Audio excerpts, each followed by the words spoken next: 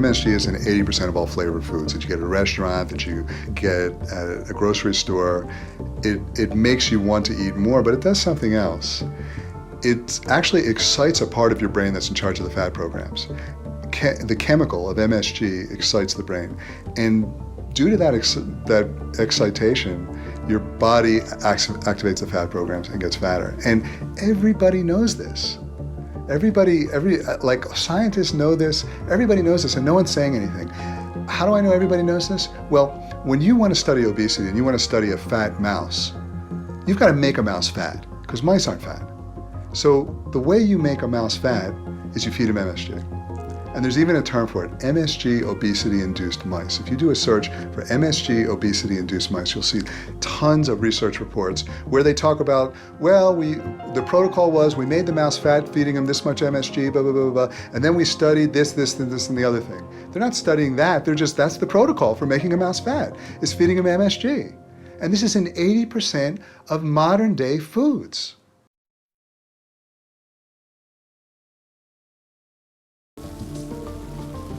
Nothing else does it in your brain quite like a Diet Cola. And that's because there's a deadly combination there of aspartame and caffeine. And those two together create a very unique blend of excitotoxin that kills off brain cells. But before they die, they have this excitement that's like a buzz. So what you find with the Diet Cola addicts is that they'll drink sometimes a liter, 2 liters a day, and particularly women do it as a way to keep their weight down. They don't eat, they just have the next buzz of Diet Colas.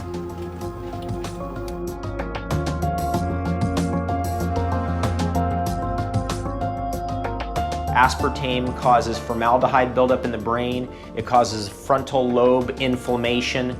Migraines can be a common one, visual disturbances. Symptoms that mimic multiple sclerosis. There's headaches, there's neurologic problems. Seizures in more serious cases. Cognitive problems, and can in fact lead to different types of cancers. Actually, most pilots are aware that they can't drink diet sodas because it's well recognized within the pilot association that you just don't drink this because it can really cause severe aberrations in your vision that will potentially lead to problems with your flying. If you look at the studies that examined the toxicity of aspartame, done by Dr. Walton, of the 90 studies that were done that showed that there was no side effects from aspartame, over 90% of those were funded by industry. And you have almost the same number of other studies that were independently funded, finding the exact reverse, 90% of them showing problems with it.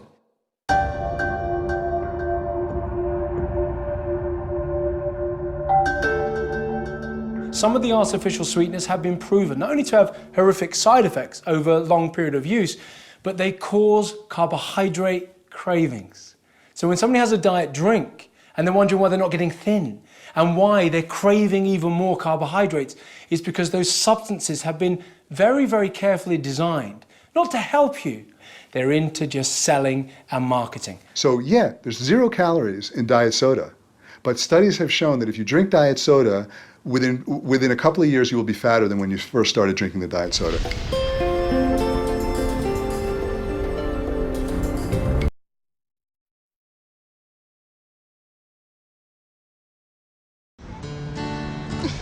You want a bite? I thought you loved me. I do. Take 2 bites. It's got high fructose corn syrup in it. So? Well, you know what they say about it. What? That When it comes to high fructose corn syrup, a lot of people don't realize the dangers of refining and concentrating ingredients from a product. In the 70s, Japanese scientists developed a technology to separate fructose from corn, thus radically reducing the cost of this high fructose corn syrup relative to traditional forms of sugar. It's very similar to what white sugar is. White sugar is the purified sucrose extracted out of, say, beets or sugarcane. It's a pharmaceutical sugar. Well, white flour is a pharmaceutical carbohydrate in the same way that cocaine is a extracted out of the coca plant. So you have the native cocaine in the matrix of the plant itself, or you have the pharmaceutical version. To me, white sugar, cocaine, white flour, they all fall in the same category of a whitened, extracted, purified substance that's drawn out of the plant kingdom. All of them create imbalances in the body and lead to all a host of problems. But if you eat corn, it's fine. You're not going to get that much high fructose corn syrup. The number one source of calories in the United States is fructose, and fructose is highly addictive. In the 1900s, the average person was exposed to about 15 grams of fructose, and fructose is another term for that is fruit sugar, and of course it's why most fruits are sweet. And fructose in small amounts, 15, 25 grams, which is less than an ounce a day, is probably okay and healthy. But the average person is consuming 70 to 80 grams a day, and there are many kids, primarily teenagers, who are taking 120, 150 grams of fructose a day, literally 10 times the amount that they were taking a century ago. So when you abuse that type of sugar and you have that exposure, it has very severe metabolic consequences that can lead to these addictive processes and change brain chemistry and really make it very difficult to get out of this cycle where you have these food cravings and really addicted to food that's not going to make you healthy.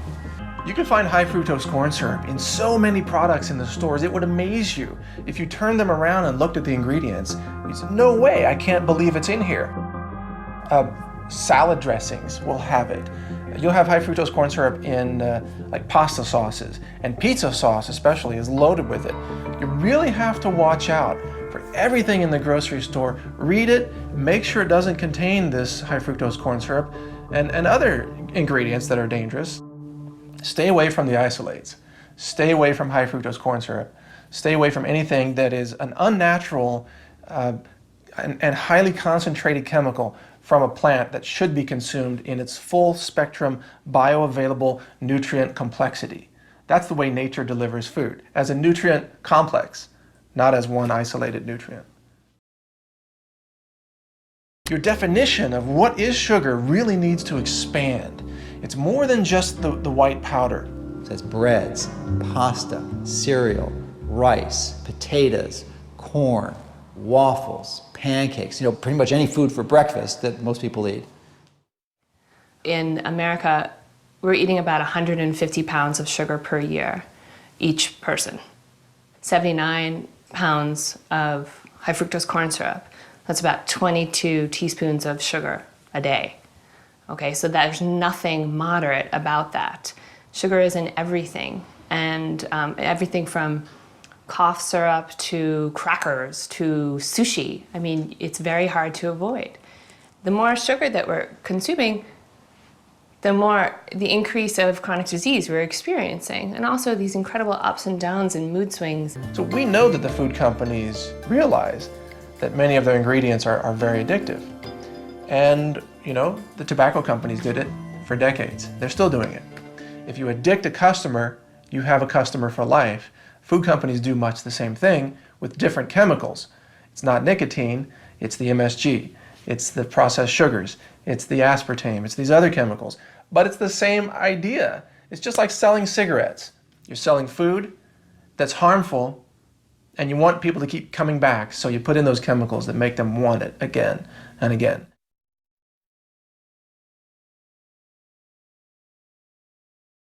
I think we're barking up the wrong tree.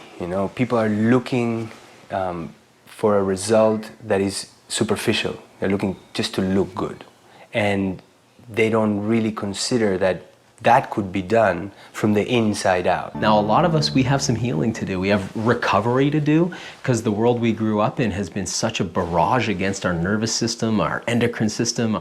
Our health has been under attack. So sometimes there's going to be a period of healing. The body only wants to heal. It's crying out to heal. That's all it wants to do. It wants to naturally detoxify. Only the body can detoxify itself, providing there's no toxicity coming in. Probably the best thing a person can do in the beginning is kind of clean themselves out, get on a detoxification program.